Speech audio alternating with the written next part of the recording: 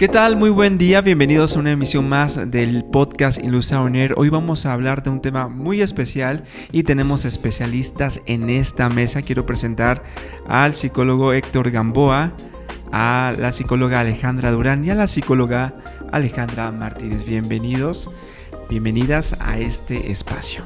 ¿Qué tal, Emanuel? Aquí con el gusto de nuevamente estar con ustedes en esta tercera grabación y obviamente también bienvenidas aquí a nuestras coaches, nuestras psicólogas del Instituto de Neuroingeniería Humana y con la expectativa de darle seguimiento al tema que estuvimos trabajando ya anteriormente, el tema de sistemas representacionales. Recuerden, amigos, que los sistemas representacionales, en conclusión, son esas experiencias que tenemos a nivel kinestésico, a nivel visual y a nivel auditivo. Son tres formas de cómo podemos conectar con el mundo a través de lo que vemos, lo que escuchamos y lo que sentimos. Y también a través de estos tres sistemas representacionales tenemos una tendencia a comunicarnos, a aprender, etcétera, a interactuar con el mundo.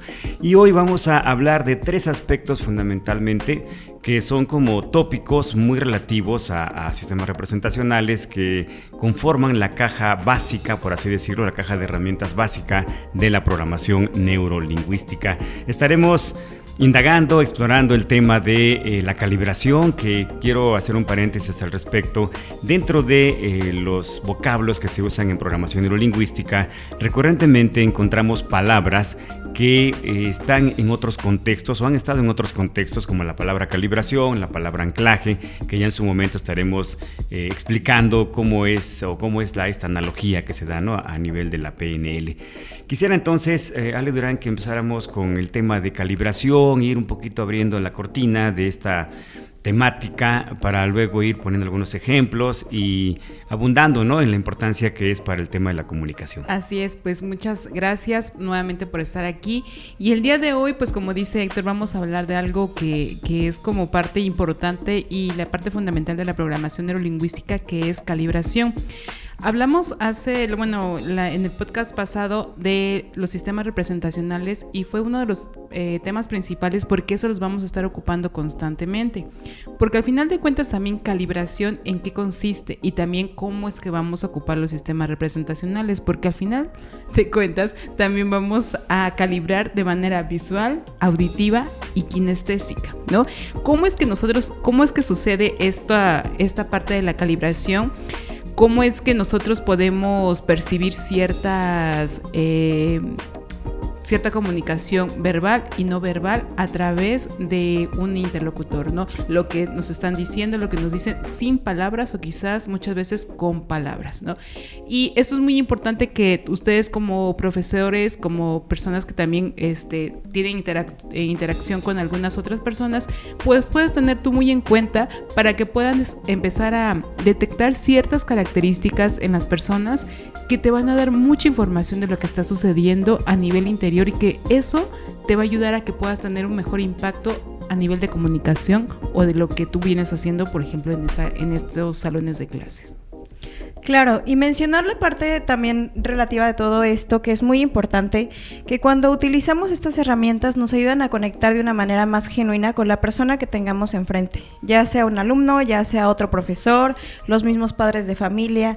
Estas herramientas nos ayudan a conectar con ellos y a lograr mayor empatía, mayor comunicación, que sea más genuina y sobre todo también a crear un vínculo de confianza, donde realmente la expresión y la vinculación que se haga con los alumnos pues sea de manera genuina, y esto obviamente, como lo hemos mencionado en los podcasts anteriores, impacta de manera muy positiva en cómo ellos van a aprender y también en la relación que puedan tener los profesores como alumnos.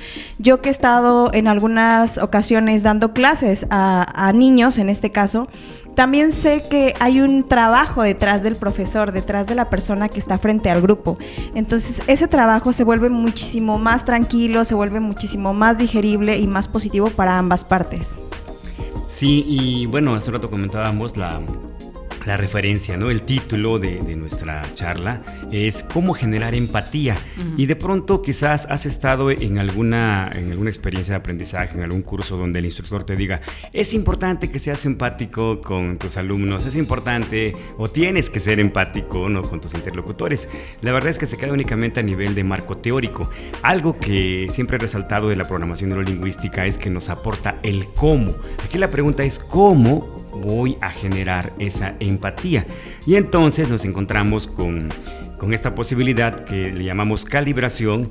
Y hablando del término calibración, como ustedes lo pueden intuir, es una palabra que está inmersa en otros contextos que tiene relación con la ingeniería, con la parte de medición, etcétera, o de explorar. Entonces, en programación neurolingüística se traslapa de esta manera. ¿Qué es calibración? Es la habilidad de darnos cuenta qué sucede en nuestro interlocutor. Es la habilidad de ver, ¿no?, sentir y escuchar. Y aquí otra vez aterrizamos con los sistemas representacionales. Es decir que no estamos culturizados, quizá esté generalizando, sin embargo en mi experiencia así es decir que no estamos culturizados para poder ver, sentir y escuchar de manera atenta y de manera profunda.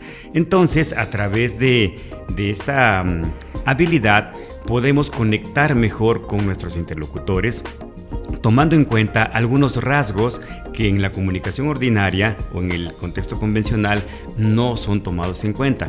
Por ejemplo, es importante darnos cuenta qué está pasando a través de la coloración de la piel del interlocutor, a través del temblor del cuerpo, a través de la gesticulación, por supuesto, ademanes, movimientos, parpadeos, ritmo respiratorio, incluso ritmo cardíaco, que son aspectos tal vez muy sutiles, incluso inadvertibles en la comunicación convencional, pero cuando ya entramos desde la programación neurolingüística, aprendemos que esto es fundamental.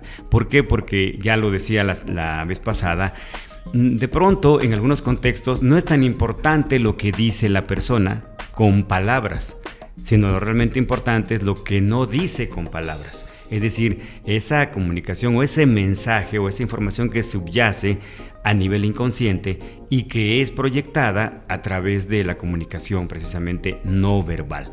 Incluso hay una estadística que, bueno, al final de cuentas es una estadística, es muy relativa como toda estadística, que nos dice que el 55% de lo que comunicamos tiene que ver con lo que no decimos con palabras. Ojo, ¿no? Es decir, más del 50% tiene que ver con lo que no verbalizamos.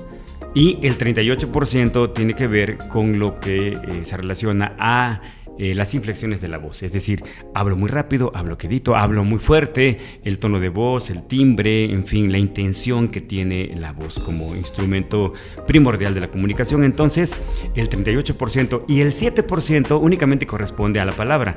¿Qué quiere decir? Que en sí la palabra en sí literalmente tiene importancia de acuerdo a las inflexiones que tú le das y obviamente también acompañado de la comunicación no verbal que tiene que ver con esto que ya comentaba, ¿no? Todo el tema de gesticulación, parpadeo, coloración de piel, ritmo cardíaco, ritmo respiratorio, todo aquello que de pronto no hemos tomado en cuenta. Así es, y exactamente es como para irlo aterrizando, ¿cómo lo podemos ocupar en la parte de las aulas, ¿no? Porque esta calibración, bueno, ¿cómo yo puedo calibrar a mis alumnos y de qué me sirve? Cuando nosotros estamos en un salón de clases, obviamente que hay ciertas señales, que es porque los alumnos muchas veces están en silencio o no están diciendo nada con palabras, pero sí te están diciendo mucho con su expresión no verbal, que es justamente lo que comentaba Héctor. Y eso nos sirve ¿para qué? Para que yo pueda empezar a calibrar si mi alumno está quizás... ya después veremos algún otro tema, viendo hacia arriba y está ya así como un poco más distraído, quizás la coloración de piel ya está un poquito más enrojecida, ya está viendo hacia abajo, ya está muy metido en su diálogo interno, ¿no? Y eso ¿para qué nos ayuda? Para que después empecemos nosotros a hacer como ciertos estados separadores, porque lo que sucede en el sistema educativo es que desde que llega el maestro, es la clase y hasta que termina, ¿no? Y los alumnos entre más callados estén, mucho mejor, ¿no? Entonces, al final de cuentas, muchas veces estas herramientas nos van a servir para empezar a hacer estados separadores, porque a nivel neurológico y a nivel bioquímico, esos estados separadores que ya después vamos a hablar acerca de, por ejemplo, gimnasia cerebral, algunos otros ejercicios que van a ser complementos para que yo como profesor o profesora esté calibrando a mi alumno, que realmente su comunicación para mí es que quizás ya está aburrido, ¿no? Que quizás ya no me está poniendo atención, que quizás ya no está en un estado de alerta. En un estado de alerta para seguir aprendiendo. Claro. Muchas veces yo puedo percibir eso, o a veces ni siquiera lo percibo, ¿no? Porque tampoco estoy atento a poder calibrar qué está sucediendo. Porque si yo no puedo calibrar al de allá enfrente, es porque también yo no estoy calibrando cómo estoy, ¿no? O sea, claro. En ese momento quizás yo también llegué aburrida, cansada, desvelada, lo que sea. Y mis alumnados quizás también están así, ¿no? Entonces, pero es muy importante esta parte de la calibración. ¿Para qué? Para empezar a hacer estados separadores, para empezar a evitar también ciertos conflictos, porque muchas veces, desde que nosotros podemos calibrar a los alumnos, podemos empezar a evitar conflictos entre ellos o entre alguna situación entre profesor o profesora, ¿no? Porque al final de cuentas nuestros alumnos están dando mucha información a la parte no verbal, ¿no? Entonces, que es como para irlos aterrizando un poquito más. ¿Por qué? Porque vamos a ver de manera visual qué pasa con el alumno, ¿no? Justamente es cómo está sentado. Normalmente los alumnos en este momento casi se desparraman en la silla, ¿no?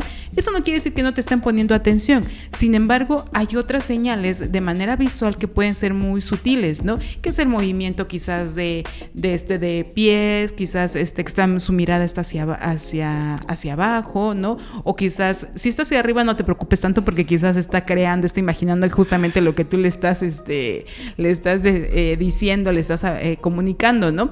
Pero sí, muchas veces si el alumno normalmente ya su tono, su piel también ya está un poquito, hasta lo ves así como ya opaco, medio blanco, medio pálido. Medio pálido, digo, también ya estás viendo que tu grupo a lo mejor también ya requiere algún otro movimiento, ¿no? Sí. Cambiar la dinámica, como decías, hablando de este concepto del estado separador, amigos profesores, el estado separador dentro del contexto del aprendizaje acelerado es algo que tú haces disruptivamente. ¿Esto qué significa? Que de pronto ya te diste cuenta que, no sé, tal vez el gesto, el cambio de mirada, lo inquietos, además que los adolescentes por naturaleza pues tienden a ser inquietos, ¿no? Son muy kinestésicos y de pronto se mueven para acá y para allá. Y quizás lo que prevalece, digo esto tampoco es una generalización, lo que prevalece en mi experiencia trabajando con docentes es que lo codifican de manera tal vez como de decir, es que está aburrido, es que no pone atención, es que es un desatento, y empezamos a poner etiquetas, ¿no? Entonces, no necesariamente tendría que ser así. Por eso es que de pronto estas herramientas de programación neurolingüística, de aprendizaje acelerado, vienen como a romper o a chocar de pronto con ciertas pautas del sistema convencional, y esto es un desafío para muchos profesores, porque al final de cuentas estamos todos, creo que nos formamos en un sistema tal vez ciertamente ortodoxo, ciertamente rígido. En nuestro caso, trabajando cursos, como una referencia que te doy, quizás puedas ocupar cojines. Digo, todo depende también de las posibilidades que haya también, ¿no? en tu aula. O también tiene que ver con ciertas normas o políticas propias de la escuela, ¿no? Entonces esto también es muy relativo. Sin embargo, lo que nosotros hacemos es usar cojines, ¿no? Plegar las sillas o incluso sacarlas del aula para tener más espacio, romper con el clásico formato de tipo auditorio, tipo escuela, y que el alumno pueda tener otra perspectiva. De hecho, cuando nosotros cambiamos la perspectiva, el ángulo de percepción, esto enriquece a nivel inconsciente la posibilidad de aprender en nuestros alumnos. Y de hecho entras a otro tema que es el rapport. Y aquí vamos a entrar al rapport. Porque justamente eso te permite que empieces a hacer mucho más rapport y mucho más contacto con tu alumnado, ¿no? Con los alumnos, que no sea así como el profesor simplemente está enfrente y es el que dice, el que manda y el que hace, ¿no? Sino más bien es que tú empiezas a hacer ese rapport con tus alumnos y esa confianza, sobre todo, que ellos puedan sentir, sin llegar a la parte de que ellos se sientan totalmente libres y que ya no haya sin como que una se cierta en libertinaje, exactamente, ¿no? como que Deliberado. exactamente, sino cuando tú aplicas esta parte tanto de la calibración y el rapport adecuadamente, esto no se puede convertir en absolutamente para nada, claro, en libertinaje, ni en deliberado, ni tampoco en que ellos puedan faltarte el respeto para algo, ¿no? O claro. que se quite esa jerarquía, pues, ¿no? Del profesor, ¿no? Sino simplemente que tú puedas hacer ese contacto mucho más profundo con tu alumnado. Así es. Y esto es bien importante porque ahora que lo mencionas, generalmente en las secundarias y en las prepas se ve mucho que hay un profesor con el cual los alumnos se llevan más, o 1, 2, 3, los que sean, se llevan más. Sin embargo, muchas de estas clases tienen que ver quizás con el arte, con actividades donde se puede hacer alguna otra actividad de ocio. Entonces, esta empatía y este trato de confianza que se logra vincular con los profesores y los alumnos se puede llevar en cualquier materia. De hecho, esto no va ligado a que solamente sea en ciertas materias. Se puede aplicar en cualquier materia, con cualquier profesor y con cualquier alumno. Y esto va a permitir que también ellos entren en confianza, que tengan mayor aprendizaje. Y ahorita recordé muchísimo algunas escenas en las cuales, por ejemplo, yo he trabajado con niños, pero hay momentos en los cuales ellos realmente se puede ver la incomodidad que tienen, ¿no? Estamos hablando desde las emociones, estamos hablando desde el trabajo que estamos haciendo como profesores y con el desafío que también se encuentra al calibrarnos a nosotros mismos. ¿Por qué? Porque lo que mencionaba Ale hace un momento, primero es calibrarnos nosotros como profesores desde qué energía, desde qué creencias, desde qué idea yo quiero impartir mi clase, porque es el mismo efecto que voy a causar en mis alumnos. Entonces, por supuesto que implica un gran desafío como profesores, primero romper con las ideas que yo puedo tener como persona para poder transmitirlas. Todas estas herramientas van a ser de gran utilidad porque primero van a romper mis creencias, van a cambiar mis creencias, pero sobre todo van a potencializar mis habilidades. Siempre el salir de una zona de confort, el adquirir información nueva, lo que va a hacer, y más con herramientas como programación neurolingüística, va a hacer potenciar nuestras habilidades y obviamente esto lo vamos a transmitir a los alumnos. Ahora que hablas, de creencias, de hecho quiero puntualizar 2 presuposiciones de la programación neurolingüística que respaldan esto que estamos ya explorando. Esta presuposición literalmente dice: el ser humano no puede no comunicarse, ¿no? Suena un juego de palabras, pero tiene sentido, ¿no? El ser humano simplemente no podemos no comunicarnos. ¿Qué significa?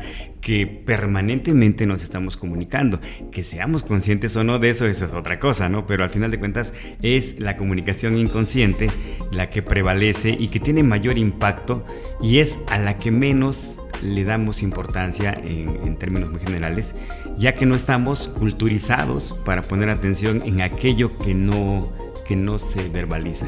Regularmente ponemos atención a lo que se verbaliza y a lo que puedo percibir y puedo ver percibir a nivel visual y percibir a nivel energético no ha sido muy importante. Por eso tienes mucha razón cuando dices, es importante que tú como docente puedas revisar ese sistema de creencias, esas pautas de las que partes cuando estás ante tus alumnos. Y aquí entra otra presuposición que sería maravilloso que tú como docente lo tomaras nota, ¿no? Lo tomaras en cuenta de manera muy importante. Esta presuposición dice: todas las personas ya cuentan con los recursos que requieren para generar el cambio. Fíjate, todas las personas ya contamos con todos los recursos que requerimos para nuestro aprendizaje. Y aquí lo voy a acomodar ya en el contexto ya docente. Todos mis alumnos ya tienen todos los recursos.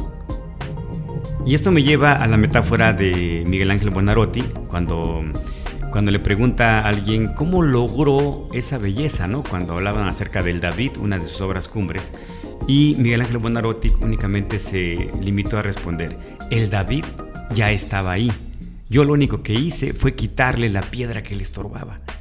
Y finalmente así son los alumnos. Tú eres como el escultor, tú eres un escultor, eres un artista, estás diseñando, ¿no?, por así decirlo, estás evolucionando esa versión de tu alumno. Entonces, cuando tú partes de esta presuposición de que ya cuentan con todos los recursos, eso te facilita, porque al final del día esto te va a generar mayor conexión, te va a generar mayor rapport cuando tengas esta mentalidad al abordar esa clase, esa sesión.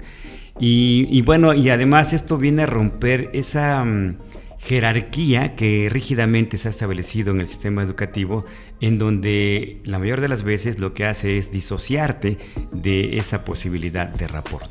Y es que hay algo muy importante ahorita, retomando lo que decías de que todos ya cuentan con los recursos, el ejemplo era hacia los alumnos, pero también es importante hacia los profesores. Tú que me estás escuchando, tú también ya cuentas con todos los recursos, porque si un maestro, si un profesor puede hacer ese contacto con los alumnos, obviamente que tú también lo puedes hacer, ¿no? O sea, tú también cuentas con todas las habilidades para hacerlo. Aquí la cuestión es qué te está limitando en este momento.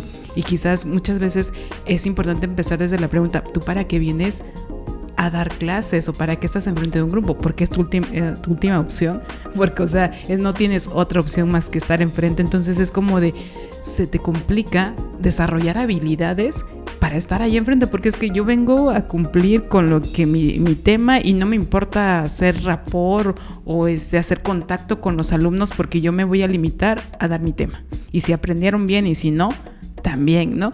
Pero al final de cuentas es, si un profesor, alguien más, ya tú lo estás observando y que ese profesor tiene los resultados, obviamente que aquí es calibrar qué está haciendo el profesor. Nosotros en PNL decimos modelarlo, ¿no? Y poder saber que yo también puedo hacer eso si yo me lo propongo, ¿no? Si yo realmente también venía este sistema de creencias que tanto a mí también me es incómodo desarrollar esas habilidades de poder hacer contacto con los alumnos, porque a lo mejor si no puedo hacer contacto con los alumnos haciendo este rapport o haciendo esta calibración, quizás allá afuera, hasta con mis relaciones interpersonales tampoco lo puedo hacer. Entonces, tú como maestro, es como que casi cómo le exiges, ¿no? O cómo le exiges al profesor que haga eso, ¿no? Entonces, al final de cuentas es también revisar mucho qué pasa contigo, profesor, y saber exactamente cuál es tu objetivo de estar aquí, ¿no? Porque eso te va, a propulsar para que puedas hacer cambios, o realmente a limitarte porque es, bueno, yo nada más vengo a cumplir con dar mi tema, y más allá de hacer este vínculo o de hacer esta calibración o hacer un contacto mucho más profundo con los alumnos que me ayuden a que sí yo sea ese creador o ese quien le está ayudando a formarlo en esta etapa, y que yo pueda aportar algo en su vida, sería diferente, ¿no? Sí, y aquí hablando un poco de lo que hemos mencionado en otros momentos, que programación neurolingüística se vuelve parte de nuestro diario vivir, para nosotros es un estilo de vida.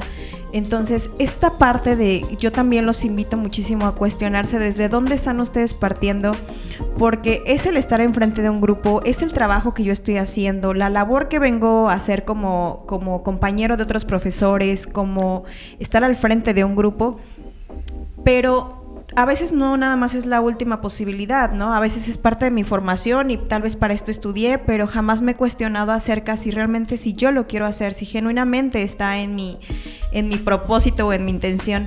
Entonces, el cuestionarnos a nosotros mismos nos ayuda a que en ellos podamos proyectar y cambiar ese bienestar, cambiar esa manera en la que los educamos.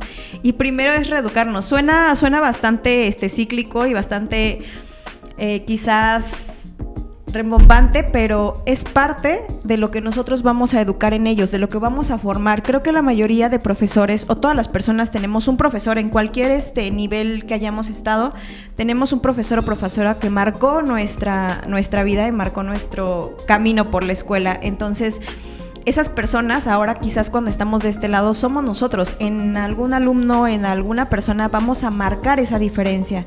Entonces sí puede influir cómo yo quiero dejar esa huella en las personas, y para eso es importante que primero yo vea qué pasa realmente conmigo. Claro, y aquí entra un tema también fundamental que nada más lo voy a mencionar porque será parte de otra grabación. Cuando entramos al tema de inteligencia emocional, ¿no? Ayer precisamente escuchaba a un maestro que decía, la emoción no es más que la energía en movimiento. Y cualquiera que sea el tema que tú estés transmitiendo, es importante que conectes con las emociones de tus alumnos. Porque si no conectas con las emociones de tus alumnos, no hay un aprendizaje significativo. Entonces, aquí viene el reto y el desafío.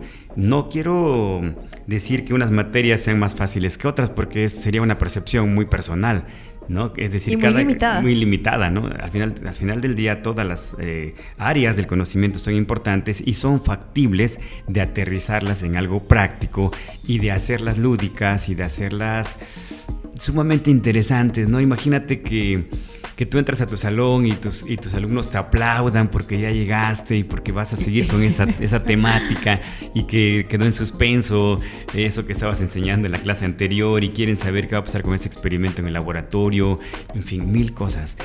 Y aquí es importante el tema emocional, es decir, todo aprendizaje es importante que vaya acompañado de este ingrediente que es fundamental, y para eso en programación neurolingüística o PNL nos aporta estas herramientas de la calibración, la posibilidad de ver, sentir, escuchar de manera profunda para poder dirigir esa comunicación y para poder, como decía hace un momento, generar ese momento disruptivo o de separación cuando me dé cuenta, cuando perciba que ya es importante.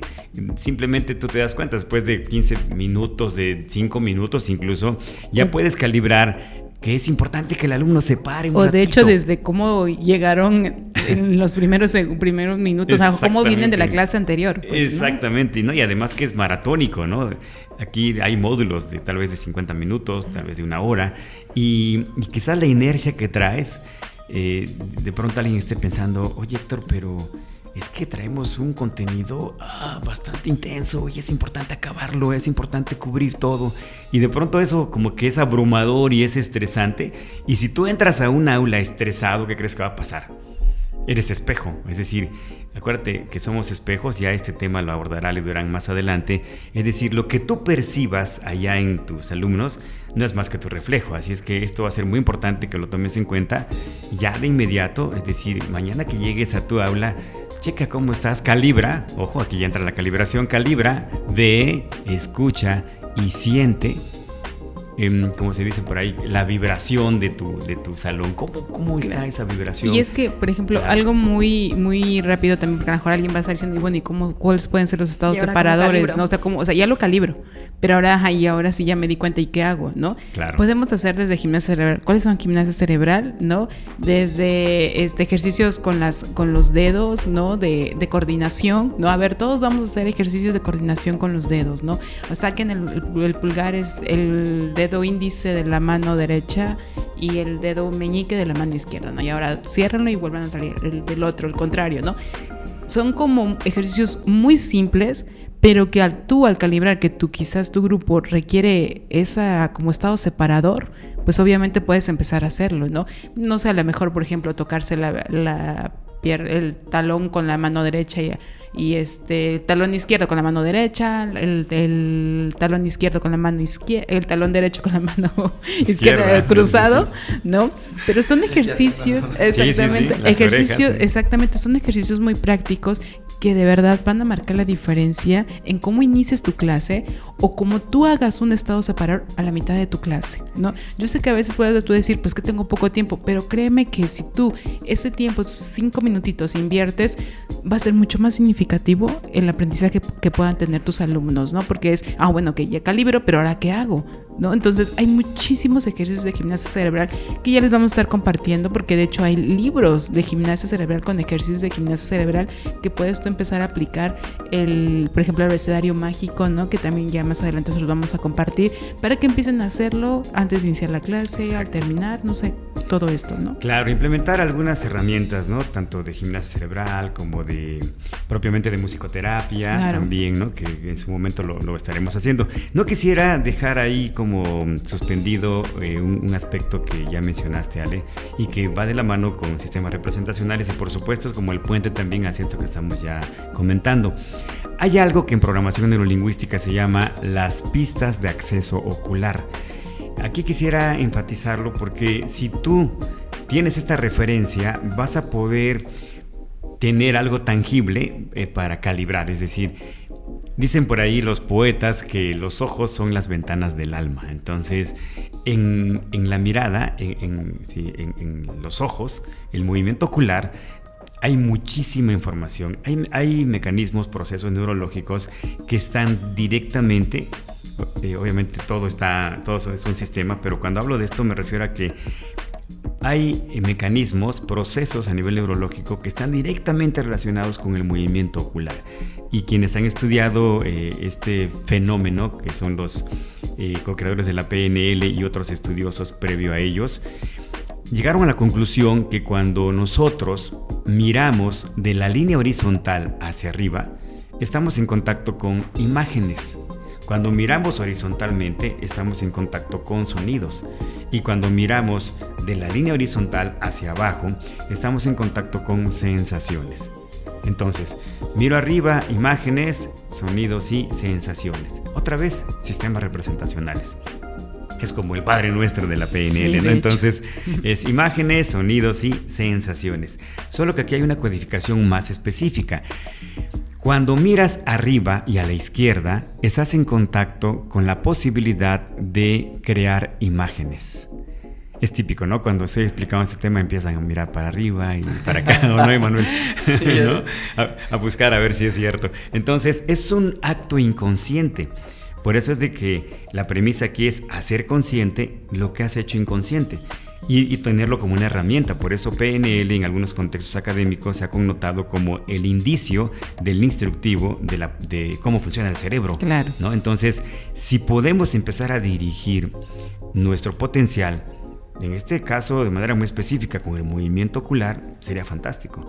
Pero además de eso sirve también para calibrar. Si yo me doy cuenta que mi interlocutor, en este caso mis alumnos o mi alumno, está viendo arriba, yo ya sé que está en contacto con imágenes. Por eso es que cuando tú le estás contando una historia o algo a tus alumnos nunca van a estar quizás pueden estar abajo, claro, conectado con algunas emociones que ahorita vamos a ver, pero normalmente van a estar imaginándose la historia.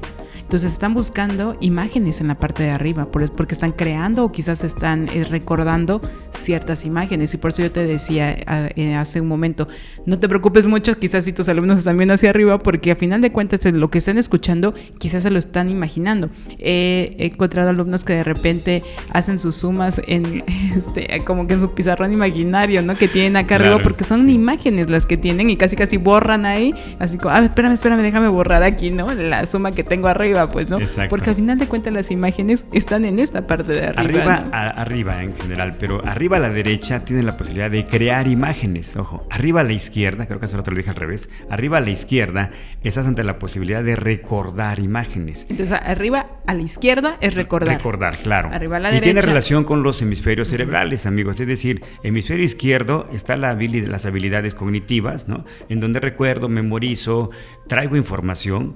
Y arriba y a la derecha lo que hago es crear. Es decir, la parte emocional, recuerda, el hemisferio derecho es intuyo, creo, expreso, toda, claro, esta parte intuitiva. Entonces, por eso es cuando se te pierden las llaves, sí, dices, ¿a dónde las dejé? Y tu mirada se va hacia arriba, porque es ¿dónde las dejé? Claro. No dices izquierda. Bueno, sí, si tienes tendencias visuales, miras hacia arriba. Mucho y si más. De pronto si tienes tendencias tal vez, no sé, auditivas. Es que te dices, ¿dónde las dejé? Claro, ¿Dónde las dejé? Predomina, ¿no? Sí. Claro. No, y aunque muchas veces ni siquiera estén los profesores contando tal cual una historia, pueden dar cualquier clase, cualquier materia, y muchos de sus alumnos van a estar creando imágenes, creando sensaciones, recordando algunas otras cosas, ¿no?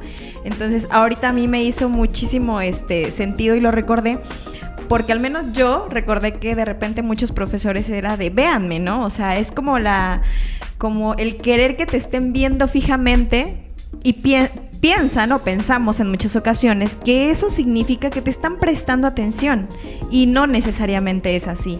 Entonces, en este momento es cuando tú vas a empezar a romper esas creencias que yo mencionaba hace un momento, claro, principalmente contigo, para explorar otro contenido de tus propios alumnos y darte cuenta que aunque ellos puedan estar viendo a otro lado, muchísimos de ellos sí te están prestando atención, y que puedes hacer muchísimo más interesante el tema, y puedes relajarte también para que ellos también se relajen, y así obviamente va a ser un cúmulo de ideas que se les va a quedar muy grabado, no va a quedar al aire como muchas veces pensamos.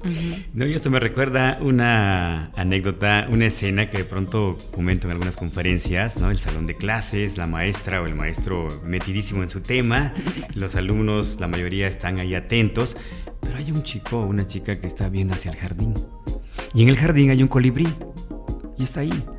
Y dicho desde el lenguaje de PNL, decimos que está en trance. Está en un estado hipnótico. Y al estar en un estado hipnótico, está aprendiendo. Solo que la profesora o el profesor quizás no lo sepa y entonces le dice, chamaca, pon atención, ¿no? A ver tú, concéntrate en esto, mira para acá.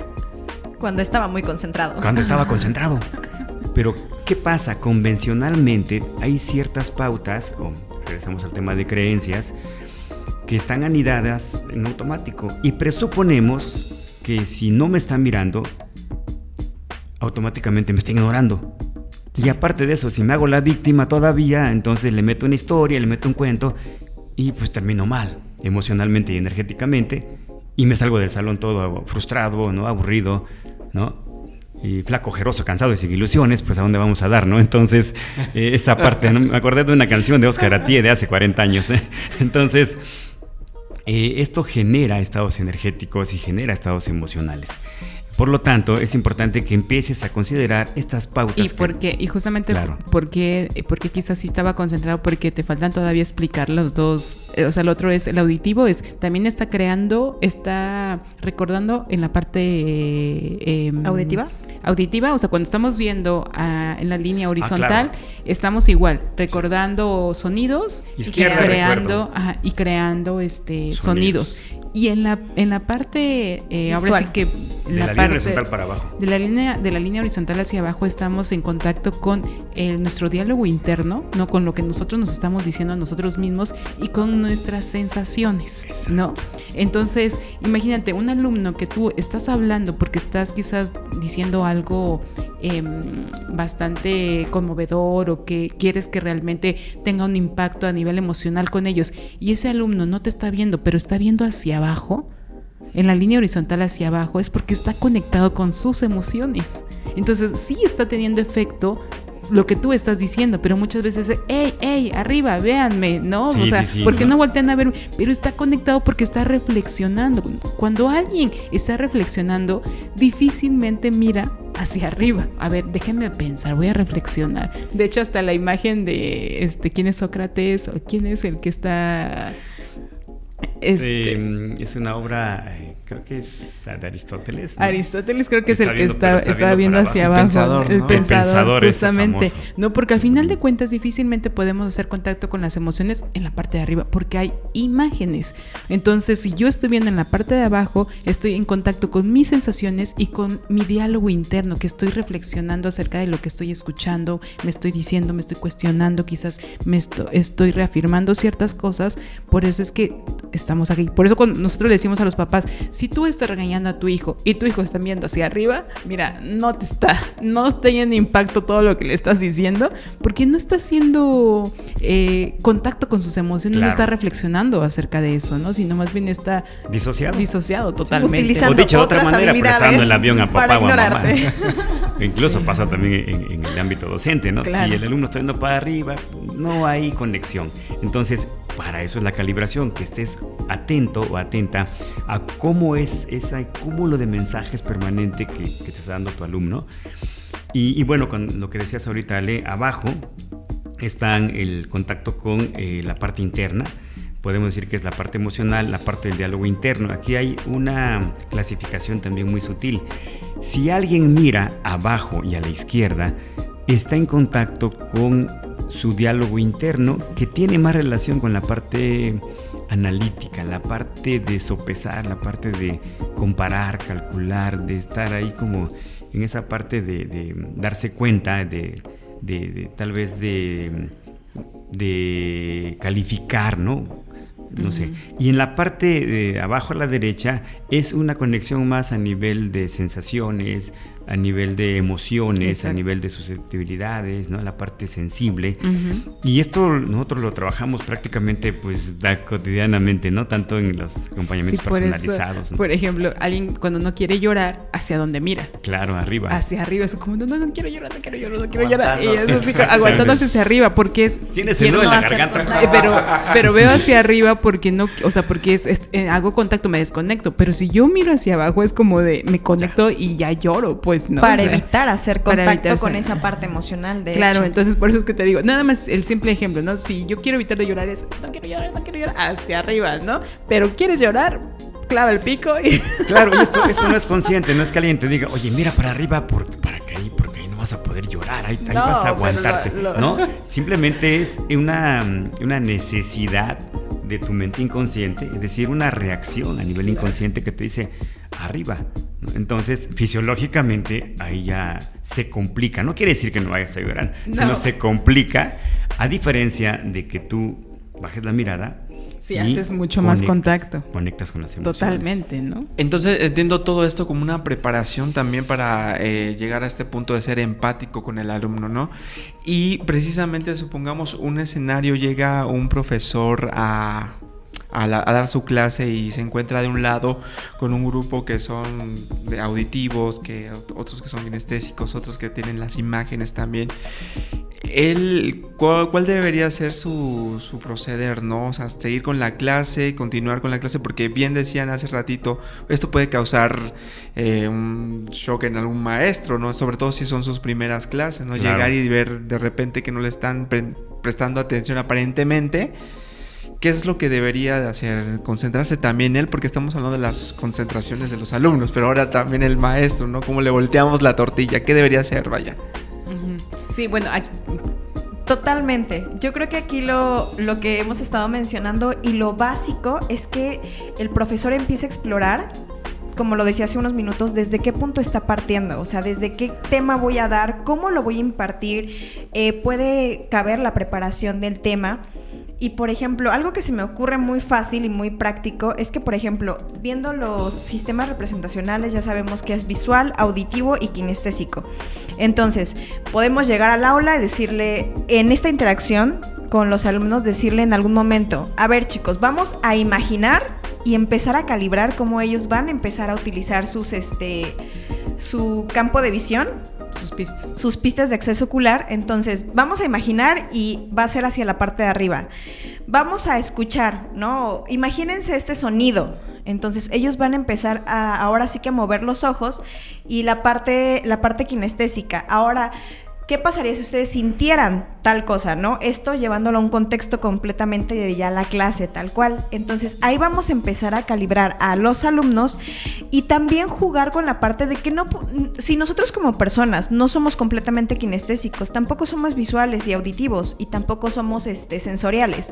Llevamos este baile en nuestra propia persona. Entonces, el brindar todas estas herramientas, lo que nos va a ayudar es que también esas herramientas las podamos ir bailando también con los alumnos y llevándolas a la práctica, jugando con esas tres posiciones, porque sería muy complicado que trabajáramos con un alumno exactamente porque tú tienes tendencias visuales, ok, mi clase va a ser enfocado a tendencias visuales, que si tú tienes tendencias auditivas sería muy complejo, sí. Y tampoco sería propio del mismo alumno, porque el alumno no está diseñado de esa manera.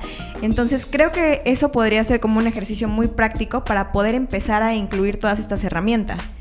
Muchas gracias. Y es que creo que algo también muy importante, que justamente hablábamos en el podcast pasado, es que la intención es que también ustedes como profesores puedan empezar a desarrollar sus clases de una manera en donde tengan los tres elementos, ¿no? Tanto visuales, auditivos y kinestésicos, ¿no? Porque al final de cuentas es, si yo llego a un grupo y veo que hay esos como tres grupitos, porque lo va a ver, o sea, no es que a ver si te encuentras, sí están esos tres grupitos, entonces es como, ok, entonces ahora sí, mi clase va a abordar eso y poquito a poquito van a ir entrando, o sea, tú como profesor ya no te vas a poder frustrar porque vas a abordar esos tres elementos. Entonces, ¿cuándo te frustras? Cuando tu clase está totalmente en un solo canal, ¿no? Exacto, y aquí hay otro tema que ya no nos dará tiempo en este momento explorar, sin embargo lo menciono y es el rapport, es decir, claro. La pregunta que existe es, ¿qué es el rapport? Bueno, el rapport es la habilidad de conectar con la otra persona, cualquiera que sea el contexto de comunicación, conectar a nivel energético, a nivel visual, a nivel auditivo, a nivel kinestésico. Entonces, obviamente, si yo me percato que mi interlocutor tiene tendencias visuales, voy a usar palabras, expresiones visuales.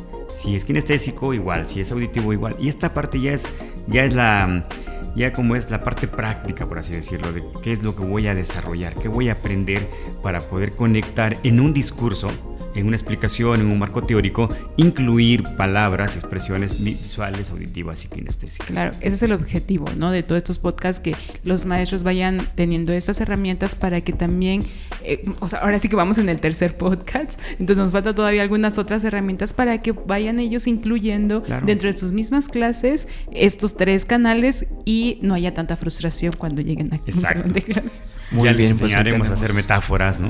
Y algo como para cerrar también esto, es que algo alentador para todos los que nos están escuchando, que tampoco va a ser como siempre, ¿no? Este trabajo constante, porque en primera se vuelve se vuelve muy automático, parte de tu clase, y también los alumnos van entrando en esa sintonía a todos los niveles, ¿no? A nivel académico, a nivel energético. Entonces, esto va fluyendo de una manera muy fácil y muy simple. Entonces, ya no va a ser como, híjole, ¿y ahora qué voy a hacer? O complicarme la existencia por estar pensando, sino que se vuelve como un efecto gota de agua, se expande, tanto los alumnos como el profesor, y en serio que es una manera más fácil y más sencilla.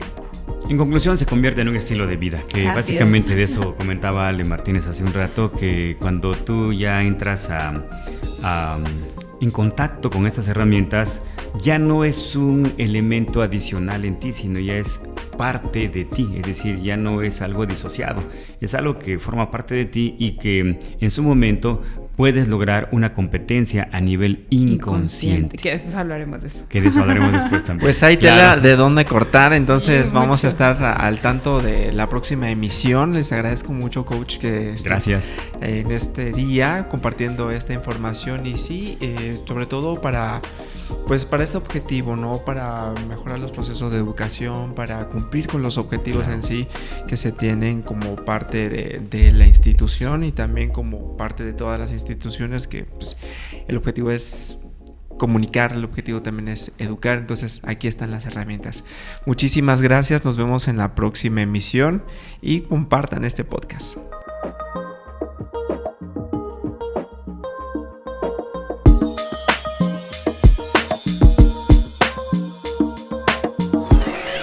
Instituto Luis Sarmiento.